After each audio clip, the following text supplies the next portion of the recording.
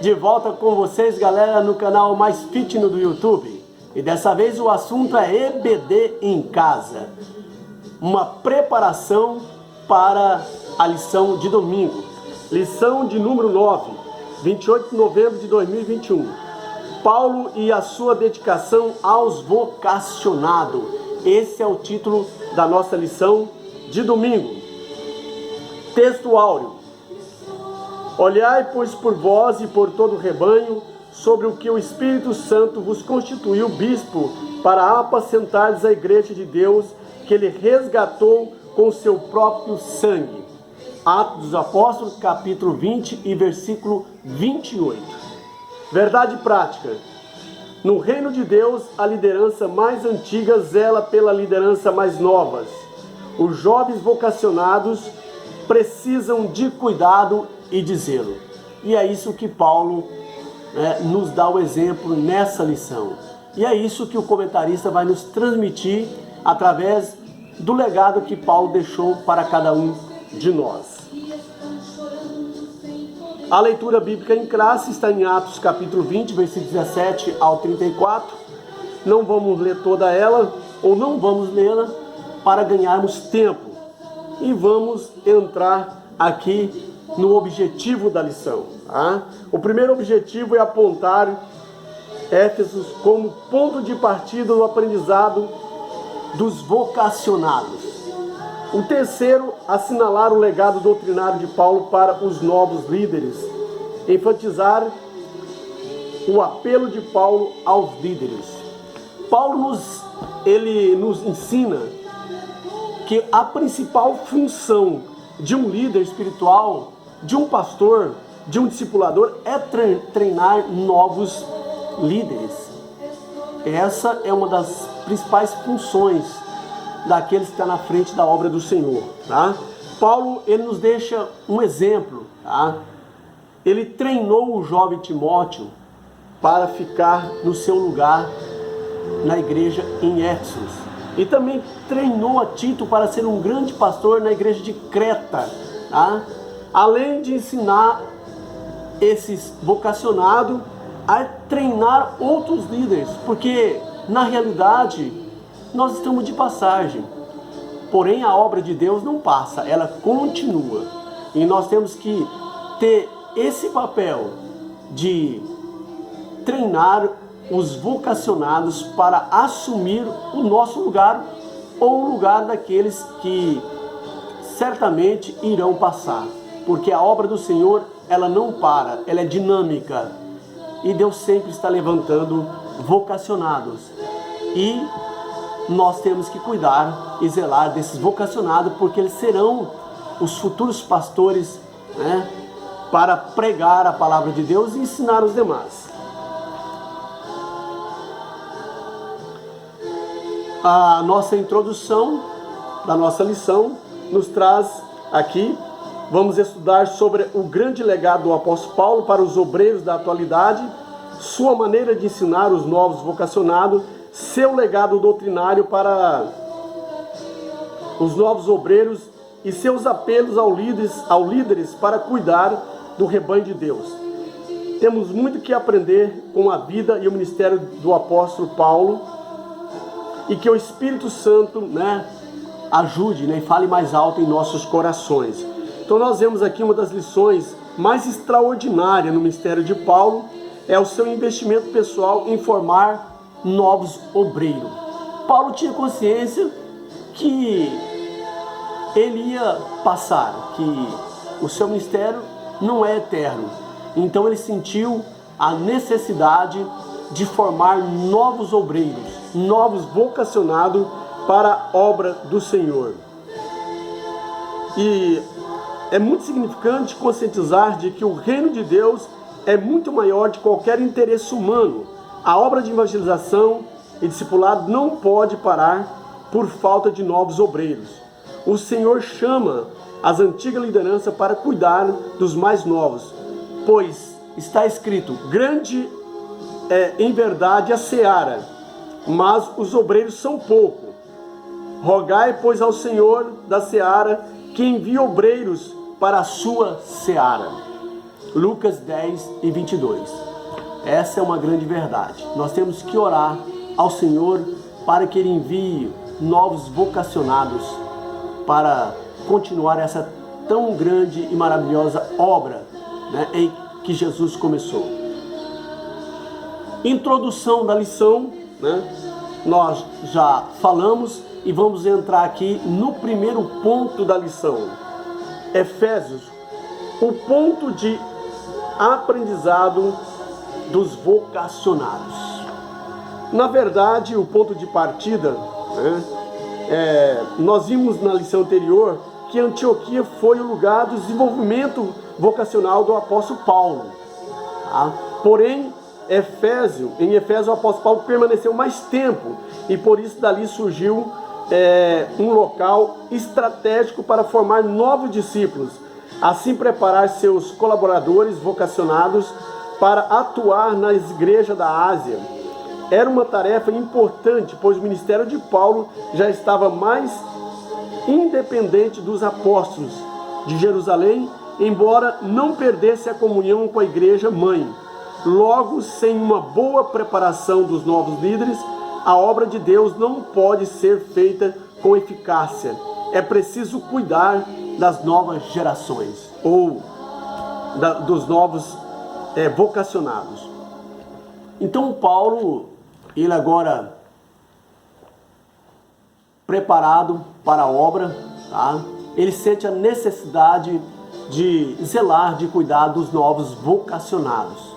E ele agora tem o seu ministério independente, tá? Sem perder a comunhão, né, com os irmãos e sem desligar da igreja mãe. Porém, ele precisava ampliar o ministério, se tornar independente para fazer uma missão transcultural. Tá? E o campo de Paulo foi, né, os países da Ásia Menor, aonde Paulo então ele começou o seu ministério, a sua missão transcultural, plantando as igrejas, formando, né, obreiros para tomar conta, né, dessas igrejas para a continuidade da obra do Senhor. No segundo ponto, Paulo, o despertamento das novas vocações. Tá? O ministério de Paulo tomou uma proporção muito ampla. Era um ministério internacional para levar as boas novas aos centros culturais do mundo. Ele não podia atuar sozinho, por isso o apóstolo arregimentou e investiu em pessoas que o auxiliasse a levar o evangelho. Podemos citar nomes como de Timóteo, Sopatro, Segundo, Trófimo, Tíquico, Tito, Aristarco, Filemon, Caio e tantos outros. Essas pessoas recebiam ensinos diretamente de Paulo, ou seja, o ministério do apóstolo despertava novas vocações. Olha aí, Paulo, além de trazer o ensino, ele era o exemplo, era o modelo. E no seu exemplo despertava nesses novos vocacionados, certo? Esse desejo de pregar e imitar o apóstolo Paulo. Paulo, ele foi tão ousado nas suas palavras que ele disse: sede os meus imitadores como eu sou de Cristo. Para dizer essas palavras, realmente tem que ter exemplo de vida, tem que ter prática do evangelho, tem que ter praticidade na vida para que as pessoas sigam o seu modelo. Terceiro ponto, Paulo, um mestre inspirado. O apóstolo Paulo aproveitou a boa vontade dos seus filhos na fé para o aprendizado do evangelho nesse sentido. Ele tornou-se um mestre inspirado para os que ouviam, pois o apóstolo recebera revelações do próprio Senhor. Assim, Paulo reunia vocacionados para dar-lhes instruções de como pastorear a igreja local. Não por acaso. Temos 3 epístolas paulinas denominadas de cartas pastorais. 1 Timóteo, 2 Timóteo, Tito. Ali há instruções sobre como pastorear uma igreja, falar com diversas pessoas da igreja local, segundo as suas faixas etárias.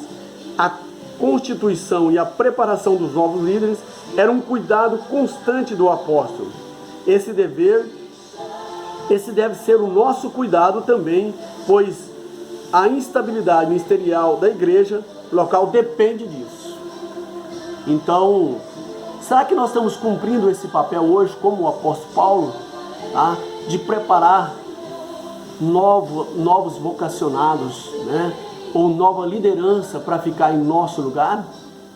Ou estamos ignorando essa situação? E às vezes muito de nós ficamos com ciúme daqueles que têm essa vocação. Quando eles começam a se destacar na igreja, ao invés de nós ajudarmos, nós abafamos, né? Deixamos de lado, ficamos com ciúme e não preparamos novos líderes para assumir o lugar nosso. Então nós não devemos ter esse tipo de ciúme em nossa vida. Nós precisamos de ajudar os vocacionados, porque eles irão assumir, né, os lugares das pessoas que irão passar, né?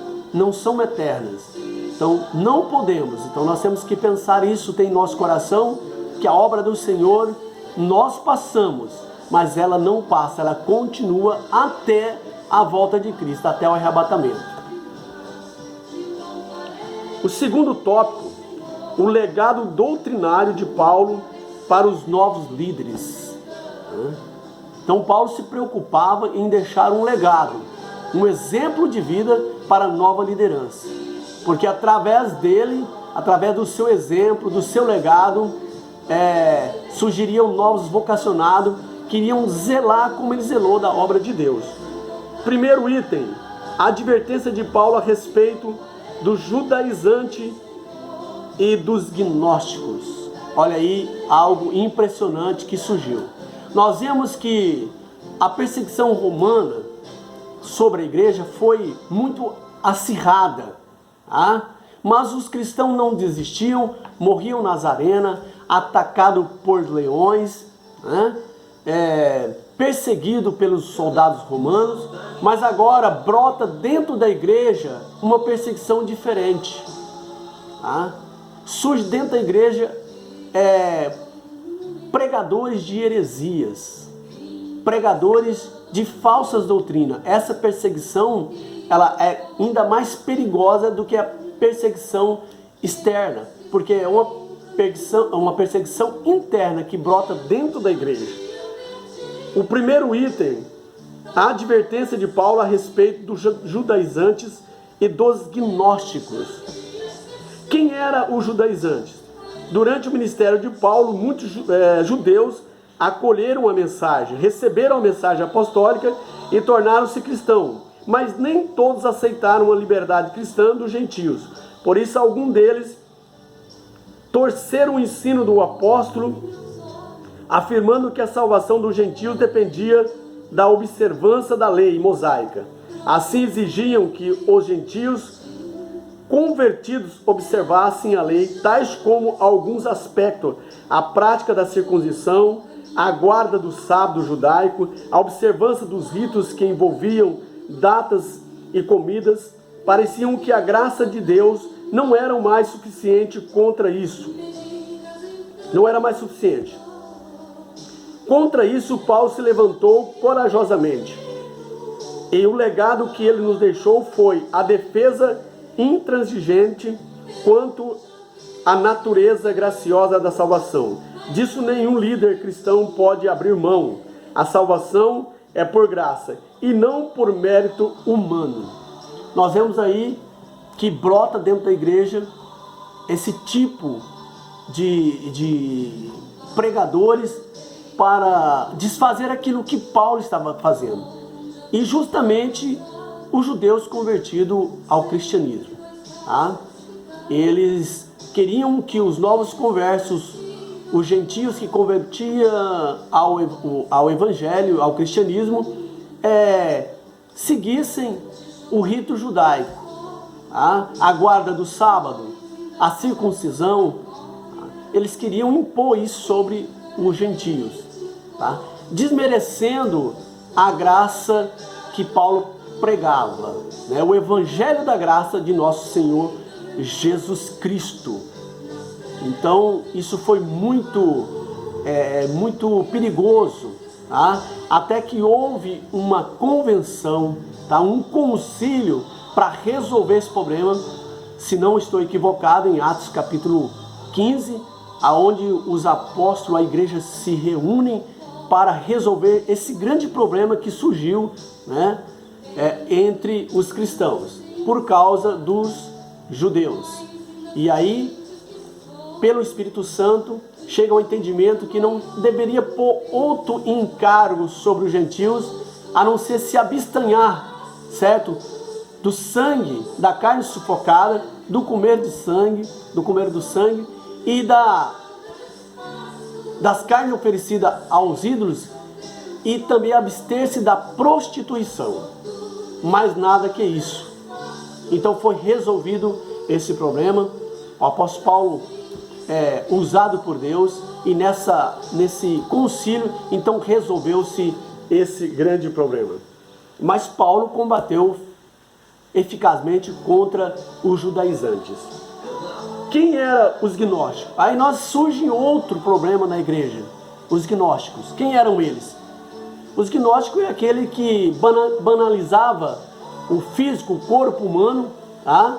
A matéria, e exaltava o espírito, tá? Que tudo que fosse feito pelo corpo não tinha problema nenhum, não afetava o espírito, tá? Então eles banalizavam o corpo e exaltava o espírito. É onde Paulo entra, certo? Ensinando que nós devemos santificar o corpo, a alma e o espírito para servir ao Senhor. Então, são grandes problemas que vieram surgir, mas Paulo, pela sua experiência, né, cheio do Espírito Santo, combateu com muita veemência esses males, essas heresias que surgiam, que brotavam dentro da igreja. Uma perseguição, né? Aí é uma distorção teológica muito perigosa que surgiu dentro da igreja. Segundo ponto, o compromisso de Paulo com o Senhor. Tá? Paulo, então, ele não só servia ao Senhor para se apresentar, né? Para se aparecer, mas ele tinha um compromisso, né? Ele era fiel ao Senhor, né? À sua palavra, aos seus mandamentos. O apóstolo não se preocupava apenas em lidar com os falsos ensinos que deturpavam a fé cristã. Ele preocupava-se em viver de maneira coerente com o que ensinava. Por isso sua vida era sem ostentação, pois desejavam refletir a humanidade de Cristo. Em sua despedida dos obreiros de Efésios, o apóstolo procurou deixar um testemunho de amor ao Senhor e à sua igreja. Nesse sentido, aprendemos com Paulo que não podemos pensar numa coisa, desejar e executar outra. Agir assim é viver numa profunda incoerência e confusão espiritual. É preciso pregar os ensinos de Cristo e refleti-los tanto na vida privada quanto na pública. Então Paulo, ele era desprendido dos interesses humanos, né, materiais, tá? Ele não fazia do evangelho uma fonte de riqueza, mas ele fazia do evangelho uma fonte de salvação. Ele não só ensinava, mas ele praticava e dava o exemplo para as pessoas seguirem, tá? Porque aquele que é vocacionado não pode se prender nessa vida, nos bens materiais. Aquele que é vocacionado tem que se desprender dos bens materiais e focar somente a vocação para que ele foi chamado, que é pregar o Evangelho de Cristo, que é ganhar almas para Cristo.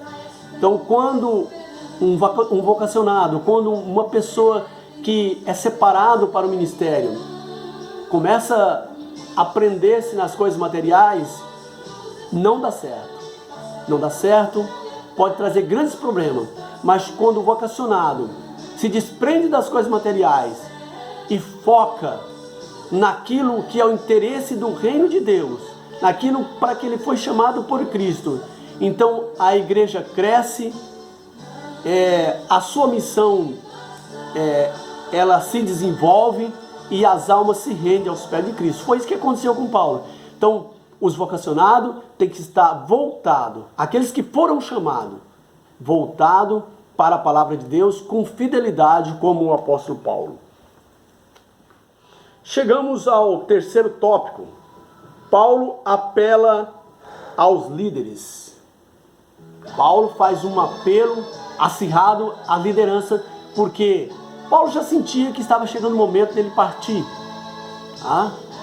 Ele chegou a dizer que o viver é Cristo e o morrer é ganho. Ele desejava estar com Cristo, mas por amor aos irmãos, ele estava ali ensinando eles. Mas chega um momento que todos nós temos que partir. Então Paulo faz um apelo à liderança. No primeiro item, sobre o desprendimento dos obreiros para realizar a obra de Deus. Nós temos aqui em Atos 20, 24. O apóstolo fala sobre o desapego material na vida dos obreiros. O versículo 24 mostra que Paulo tinha o coração livre da avareza e da ganância. Sua vida mostra que o desprendimento das coisas materiais e plena dependência em Deus são características inegociáveis na vida do obreiro cristão. Não podemos nos prender ministerialmente por causa da avareza e da ganância. Lembremos do exemplo de Paulo, que procurava não ser pesado às igrejas que pastoreava e visitava. Então Paulo, mais uma vez, sabendo que ele breve estaria partindo dessa vida para a vida eterna, então ele faz um apelo aos obreiros, que eles deviam desprender dos bens materiais. E com o seu exemplo ele dizia que nunca foi pesado aos irmãos.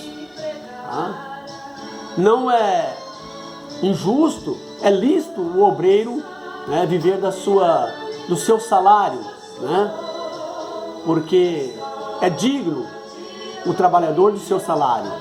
Mas Paulo, para dar exemplo, ele se sustentou com as suas próprias mãos, mostrando que o obreiro tem que se desprender das coisas materiais e envolver só nas coisas espirituais, para não trazer no seu coração, desenvolver no seu coração a ganância, por riquezas, por bens materiais.